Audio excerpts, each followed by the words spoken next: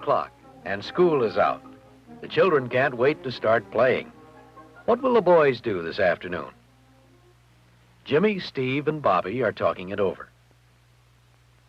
Jimmy is a new boy at school, and he'd like Bobby and Steve to come over to his house to play.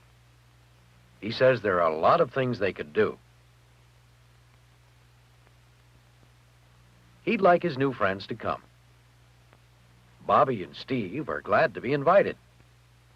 Jimmy explains where his home is and says they can walk home with him right now. Steve thinks that's a good idea.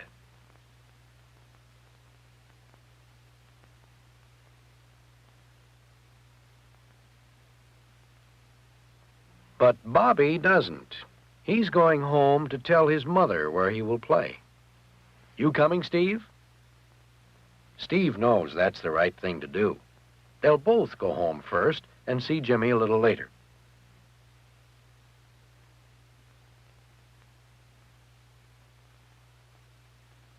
This is one of the streets that Bobby and Steve and the other children cross each day on their way home.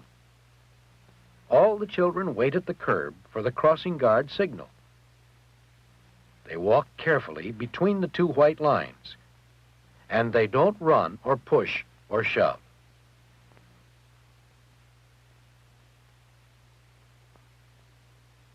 The boys are so busy talking about some of the things they might do at Jimmy's house that they're not watching where they're walking. Uh-oh. Steve has hurt himself. It's not too serious, but it could have been a lot worse. Someone wasn't careful about where he left his bicycle.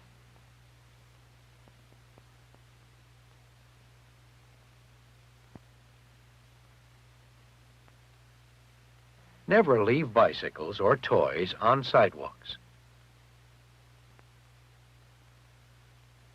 And always look where you walk, whether you're walking on a sidewalk or crossing a street.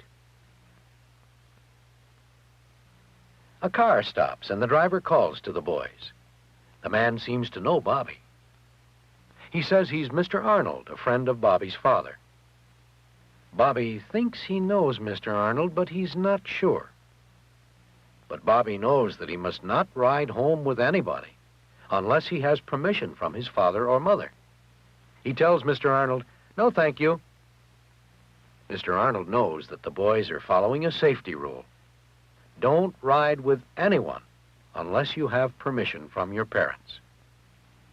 Yes, the boys are remembering their safety rules after school. Here's another one.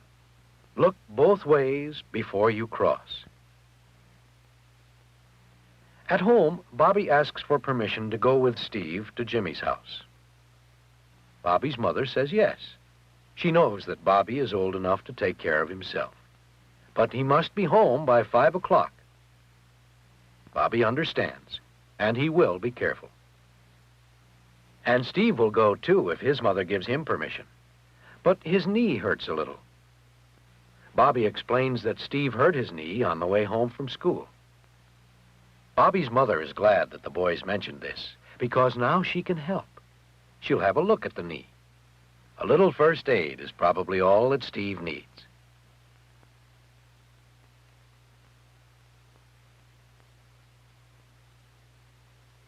While she gets a bandage for the cut, Steve is going to call his mother to ask about going to Jimmy's. Of course, he knows his phone number and how to dial it. Calling home to ask permission or to let your mother know where you are is another way to practice safety after school. Can he go to Jimmy's? His mother says yes, but she wants him home by 5 o'clock. Steve says he will be home on time.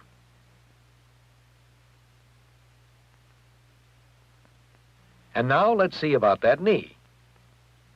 It's just skinned up a bit. Bobby's mother washes Steve's cut with soap and water. It's always best to take care of a cut right away, so it won't get dirty or infected. Next, she puts on a clean bandage. There, the bandage is in place, and Steve will be able to play safely. Now let's see if the boys think about safety on their way to Jimmy's house. There's something that isn't safe. It's very dangerous to ride a bicycle that way. Well, looks like the Johnsons have a new dog. He seems friendly enough. Steve wants to pet the dog. Does that seem safe? Bobby says no. The dog may be unfriendly. It's best not to be too friendly with strange animals. Now Bobby and Steve are coming to a street they've never crossed before. If they cross between the parked cars, they can't see the traffic too well, and the drivers may not see them. Never cross in the middle of a block.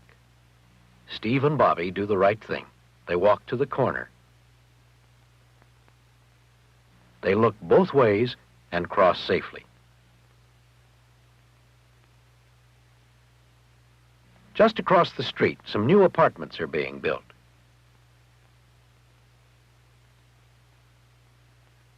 Wouldn't it be fun playing here? There are so many places to hide. And so many things to climb.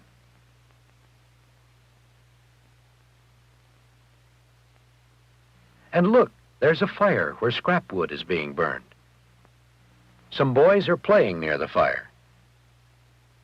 Bobby and Steve know this is dangerous. The other boys know they shouldn't be doing this. That's why they run when the workman comes. The workman tells Bobby and Steve that they can't play here either. It's not safe. Why, just a while ago, he says, the wind knocked down some of those large boards. Someone could have been hurt very easily. No, this is not a safe place to play. Anyway, Jimmy is probably waiting. They'd better hurry. Jimmy is raking in his backyard. A yard is usually a safe place to be, if we help keep it safe. Jimmy drops the rake when he sees his friends. Is this safe? Someone might trip over the rake, or even worse, step on the sharp teeth. He picks up the rake so nobody will get hurt.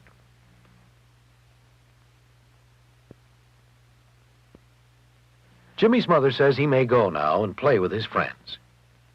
Where shall they go? Jimmy knows a place where they can play safely. It's a playground in a park near Jimmy's house. Steve knows what he'd like to do. Climb the monkey bars. Jimmy's trying the swings. Notice how he gets off. He doesn't jump. Before he gets off, he makes sure the swing is almost stopped. One of Steve's shoes has become untied. He'll tie it before he climbs up again. A loose shoelace can make you trip.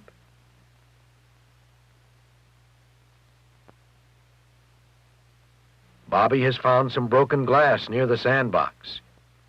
He picks it up very carefully so he doesn't cut himself.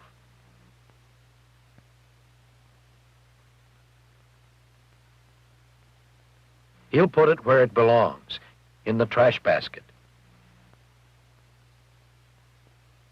But even in safe places, like a playground, accidents can happen. So everyone should always be careful. Time to go home.